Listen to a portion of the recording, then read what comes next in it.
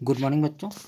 इसके पहले हमने आपको देवव्रत के बारे में बताया था। आज हम भीष्म प्रतिज्ञा का अध्ययन करेंगे। तेजस्वी पुत्र को पाकर राजा प्रफुल्लित मन से नगर को लौटे और देवव्रत राजकुमार के पद को सुशोभित करने लगे। जब शांतनु नदी किनारे, गंगा नदी के किनारे शिकार करते हुए गए तो वहाँ पर गंगा प्रकट होकर उनके पुत्र तेजस्वी पुत्र को सौंप दिया, जिसका नाम था देवव्रत। और राजा बड़े ही प्रसन्न मन से अपने पुत्र देवव्रत को लेकर नगर वापस लौट आए और देवव्रत राजकुमार के पद को सुशोभित करने वाला था। 4 वर्ष बीत गए। एक दिन राजा शांतनु यमुना नदी के तट की ओर घूमने गए। वहाँ उन्होंने अप्सरा से एक सुंदर तरुणी खड़ी दिखाई दी। तरुणी यानी युवती। तरुणी का नाम था, यानी उस लड़की का नाम था सत्यवती। गंगा के वियोग के कारण राजा के मन में जो विराग छाया हुआ था वह इस तरुणी को देखते ही विलीन हो गया। राजा के मन में काफ़ी दुख था गंगा से बिछुड़ने का, और उस सुंदर लड़की को देखते ही उनके मन का जो दुख था वो सब कुछ समाप्त हो गया। उस सुंदर स्त्री को अपनी पत्नी बनाने की इच्छा उनके मन में बलवती हो उठी। वह उस सुंदर युवती को अपनी पत्नी बनाना चाहते थे। उन्होंने सत्यवती से प्रेम याचना की। सत्यवती बोली, मेरे पिता मल्लाहों के सरदार है, मल्लाहों के राजा है। आपको पहले उनसे अनुमति लेनी होगी, फिर मैं आपकी पत्नी बनने को तैयार हूँ। राजा शांतनु ने जब अपनी इच्छा उन पर प्रकट की तो केवट राज ने कहा, आपको मुझे एक वचन देना पड़ेगा। राजा शांतनु से केवट राजा ने, मल्लाहों के जो सरदार थे, उन्होंने क्या कहा कि आपको एक वचन देना होगा।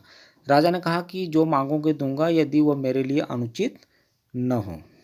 मतलब मेरे लिए जो अनुचित न हो आप मांगोगे तो मैं दूंगा। केवटराज बोले, आपके बाद हस्तिनापुर के राज सिंहासन पर मेरी लड़की का पुत्र बैठेगा।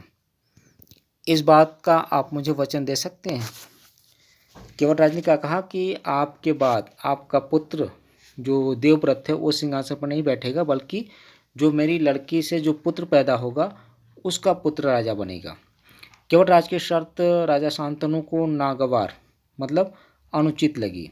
गंगासूत को छोड़कर अन्य किसी को राजगद्दी पर बैठाने की कल्पना तक उनसे न हो सकी। गंगासूत यानी देवव्रत, जो उनका पहला बेटा था, उसको सिंहासन में बैठाने के अलावा किसी और के बारे में उन्होंने कुछ भी नहीं सोचा, किसी की कल्पना नहीं की।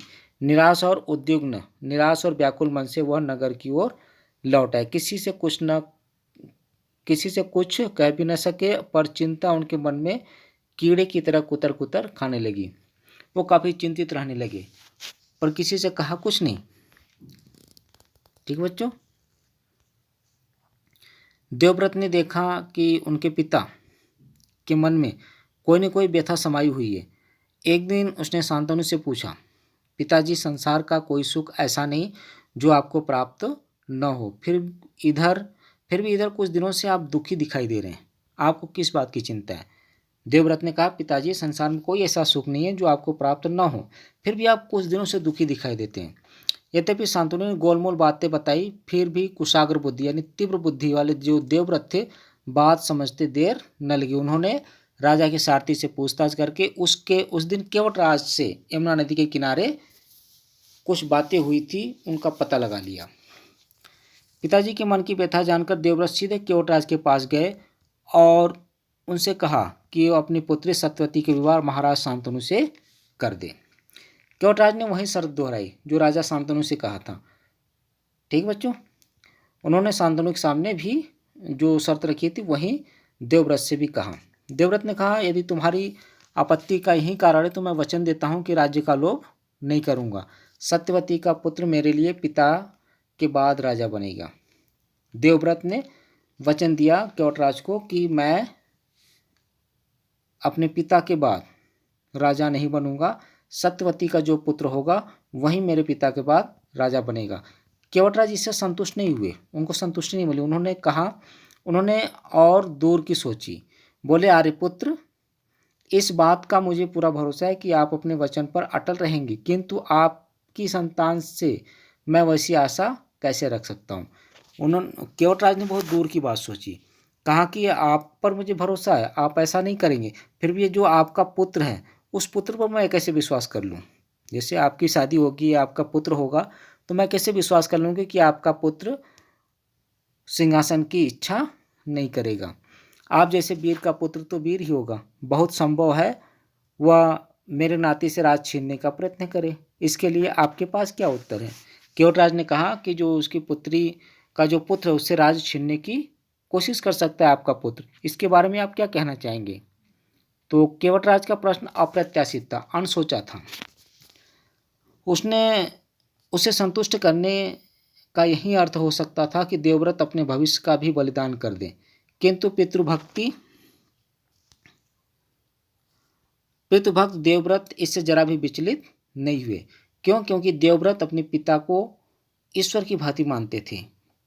गंभीर स्वर में उन्होंने कहा कि मैं जीवन भर विवाह नहीं करूंगा, आजन्म ब्रह्मचारी रहूंगा, मतलब मरते दम तक मैं ब्रह्मचारी रहूंगा, ना मैं शादी करूंगा, ना मेरी संतान होगी, और ना ही आपके नाती से राज्य छीनेगा। आप तो संतुष्ट हो? किसी को आशा न थी कि तरुण कुमार, नौजवान कुमार ऐसी कठोर प्रतिज्ञा करेंगे। देवव्रत ने भयंकर प्रतिज्ञा की थी, इसलिए उस दिन से उनका नाम भीष्म पड़ गया। भीष्म का अर्थ होता है भयंकर। केवटराज ने सानंद अपनी पुत्री देवव्रत के साथ विदा कर दिया।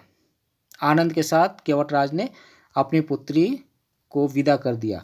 सत्यवती से शांतनु के दो पुत्र हुए, चित्रांगद और विचित्रवीर। शांतनु के देवासन मतलब स्वर्गवास के बाद, उनकी मृत्यु के बाद चित्रांगद हस्तिनापुर के सिंहासन पर बैठे, और उनके युद्ध में मारे जाने पर विचित्रवीर उस सिंहासन पर विराजमान हुए।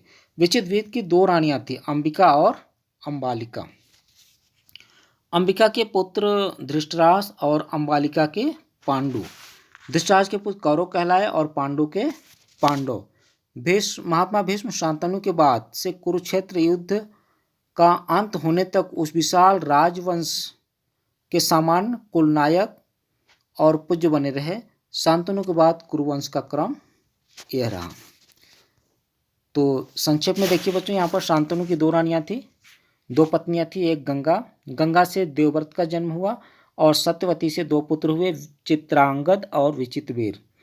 देवव्रत यानी भीष्म पितामह ने शादी नहीं की, और चित्रांगद युद्ध में मारे गए। उसके बाद विचित्रवीर सिंहासन पर बैठे। उनकी दो रानियां थी, अंबिका और अंबालिका। अंबिका से धृतराष्ट्र का जन्म हुआ, और अंबालिका से पांडु। धृतराष्ट्र के पुत्र कौरव कहलाए और पांडु के पांडव। ठीक है बच्चों, तो ये रहा बाल महाभारत से भीष्म प्रतिज्ञा। ठीक बच्चों, इसके आगे हम आपको दूसरे वीडियो में बताएंगे।